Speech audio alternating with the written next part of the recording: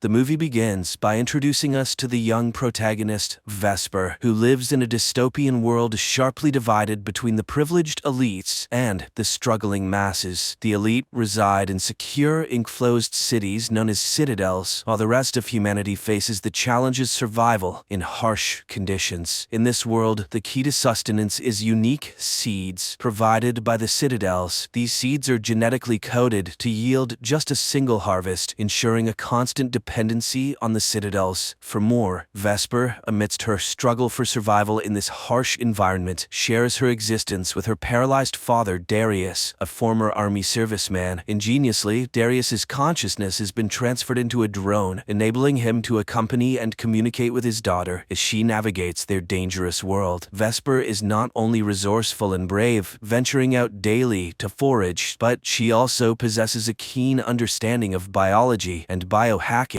However, their lives take a dramatic turn when Vesper returns home one afternoon to discover they've been robbed. The generator powering their home, including the critical machine sustaining Darius, has been sabotaged. Faced with no other choice to save her father, Vesper sets out to seek help from a neighboring farm. Upon arrival at the farm, Vesper encounters a troubling scene. The farm faces its own challenges with a jug, a genetically engineered human designed for labor, but devoid of intelligence. The jug has been injured, rendering it useless, and Jonas, the farm's leader and Darius's brother, instructs a young boy to kill it. After witnessing this unsettling event, Vesper approaches Jonas with a request for bacteria to restore their generator. In exchange, she offers a blood donation, a valuable commodity used by Jonas to trade for seeds from the citadels. Jonas expresses a desire for her to join their community, offering to care for her father as well. Vesper, however, is deeply unsettled by Jonas's intentions. She suspects that Jonas wants to use her as a breeder, a role she strongly rejects. After completing her blood donation, Vesper faces a dire situation when Jonas refuses to immediately provide the bacteria she needs in exchange. He explains that he must first sell the blood, a process that will take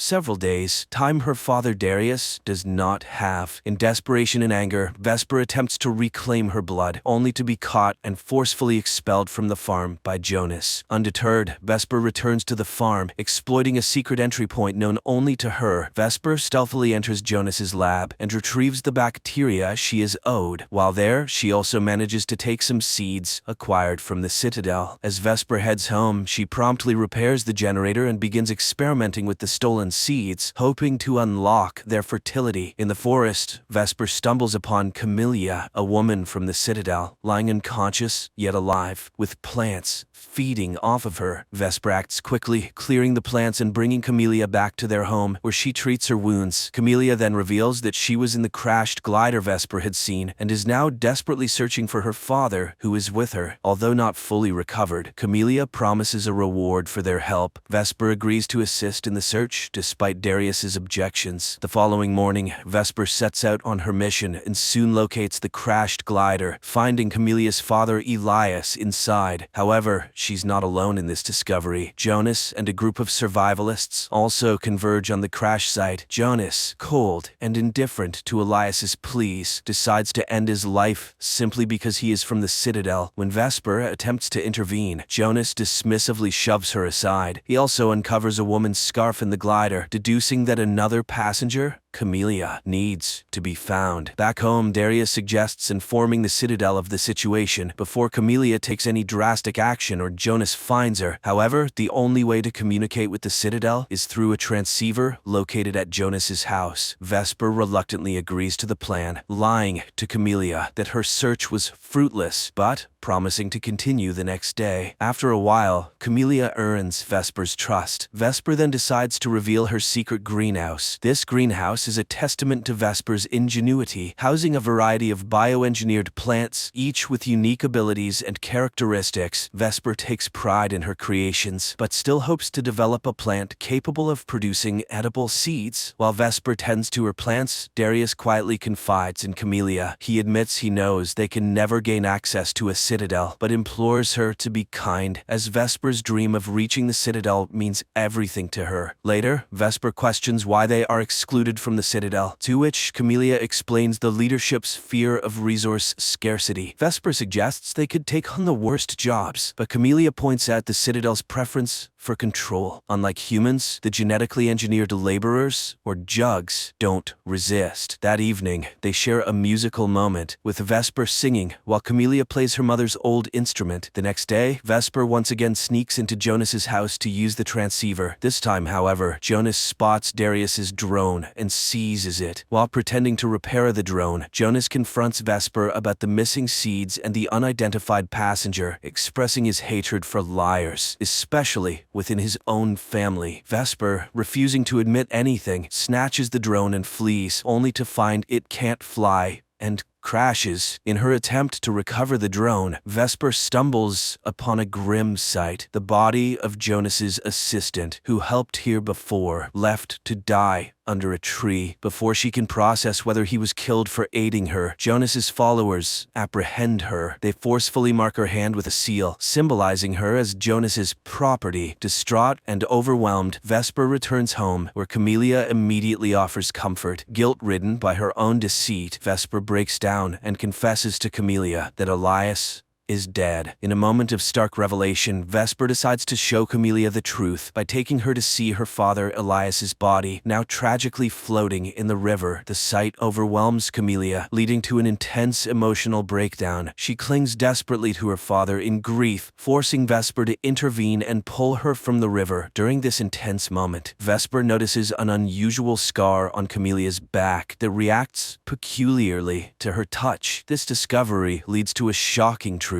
Camellia is not a human, but a highly advanced jug, a creation of Elias who was expelled from the Citadel for creating an intelligent slave. Camellia confesses her deception. She had been on the run and never had the capability to get Vesper and Darius into the Citadel. Angered by this betrayal, Vesper confronts Camellia physically before they return home. Once there, Vesper coldly tells Camellia to leave after she cleans up. Meanwhile, Vesper repairs the drone and shares the day's events with Darius. Darius, understanding the complex situation, urges Vesper to be more compassionate towards Camellia, explaining that jugs are bound to their programming and have no real choice in their actions. At the same time, Camellia, grappling with her lost purpose and fearing capture by the Citadel, contemplates ending her life. However, Vesper, influenced by her father's words, intervenes just in time. Realizing Camellia's potential contribution to her research, Vesper proposes to use a sample of Camellia's cells. The process proves challenging, as Camellia's cells are secured just like the Citadel's seeds. In an attempt to ease Vesper's frustration, Camellia plays music. Miraculously, the music unlocks Camellia's cells, allowing Vesper to modify the Citadel's seeds successfully, creating a sustainable food source. And all it took was a little nickelback. Needing more supplies for further research, Vesper briefly leaves for the old lab with the drone. During her absence, Camellia stays to watch over Darius, which leads to a dangerous encounter when Jonas arrives. Initially, Camellia tries to feign innocence, but Jonas sees through her act and threatens Darius's life. Camellia agrees to go with Jonas without resistance. However, Jonas soon discovers the mark on her back, identifying her as a jug, and attempts to reprogram her to obey him. Vesper returns just in time, and a fierce struggle ensues, with Vesper, the drone, and Camellia fighting against Jonas. They manage to overpower him, but Vesper refuses to kill him. Instead, she strikes a deal. She will share the secret of the fertile seeds with Jonas if he agrees not to alert the Citadel. Despite Jonas's apparent agreement, he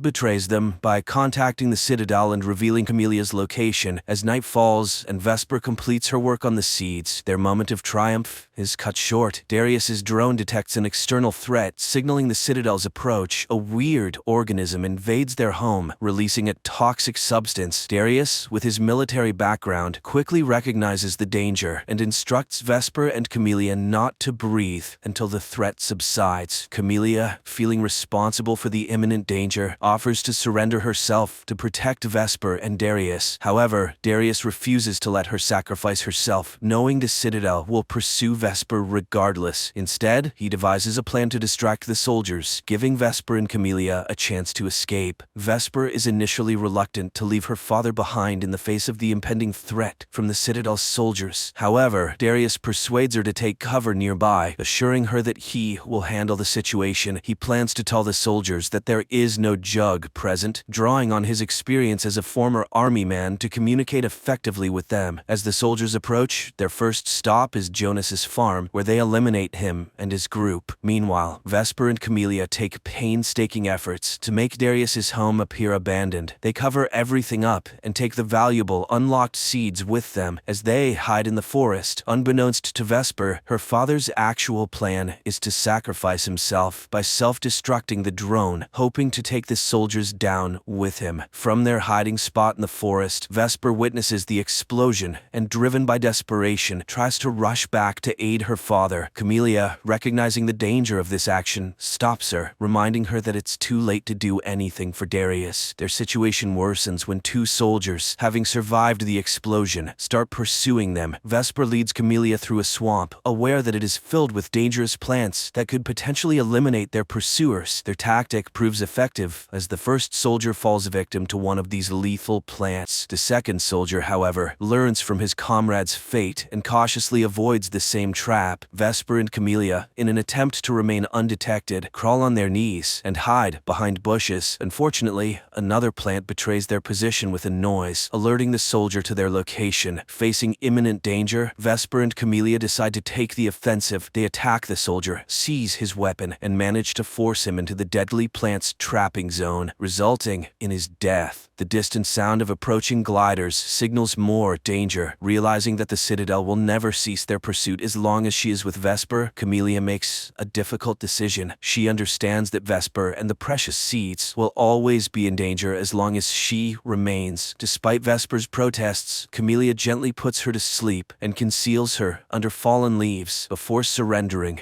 to the soldiers. The next morning, Vesper awakens to find her home reduced to ashes. She plants some of the unlocked seeds in the remnants of her old garden, a symbol of hope and renewal. In the aftermath, she encounters a group of children who survived the attack on Jonas's farm. Together, they decide to follow the mysterious people that wander around, seeking to uncover their destination. Their journey leads them to a towering structure constructed by these people. Driven by a sense of purpose, Vesper climbs to the top of the tower. There, she releases the seeds from her hand, allowing the wind to carry them to various corners of the land. This symbolic act represents her hope that the seeds will grow and multiply, providing sustenance for all. The movie concludes on this note, leaving a lasting impression of resilience and the enduring power of hope.